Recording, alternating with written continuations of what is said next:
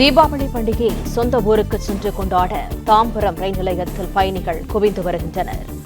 முன்பதிவு இல்லாத ரயில் பெட்டிகளில் முண்டியடித்தபடி பயணிகள் ஏறினர். கூடுதல் தகவல்களை தருகிறார் செய்தியாளர் வசந்த். முழு விவரங்கள் என்ன?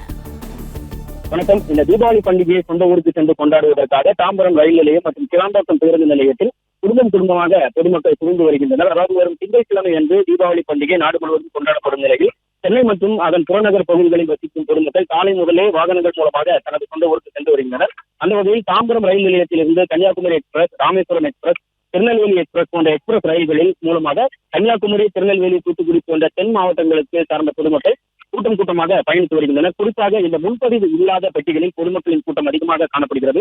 ஆண்கள், பெண்கள் என ரயிலில் தொங்கியவாறு பயணிக்கும் நிலையம் ஏற்பட்டுள்ளது. பொதுமக்கள் பயணிக்க ஏதுவாக சிறப்பு ரயில்களும் இயக்கப்பட்டு வருகிறது. அது மட்டுமின்றி இன்று இரவு 11:50 மணிக்கு முழுவதும் முன்பதிவு இல்லாத 22 பெட்டிகளை கொண்ட அந்தேரியா ரயிலும் வழக்கம் போல் இயங்கும். இதில் அதிகப்படியான பயணிகள் பயணிப்பார்கள் என கருதப்படுவதால் ரயில்வே போலீசாரும் அதிகப்படியாக இங்கு பாதுகாப்பு பணியில் தற்சமயம் ஈடுபட்டு வருகின்றனர். அது மட்டுமின்றி ஒலிபெருக்கி மூலமாகவும் இந்த தொங்கியபடி பயணிக்கக்கூடாது போன்ற எச்சரிக்கைகளையும் விடுத்து வருகின்றனர்.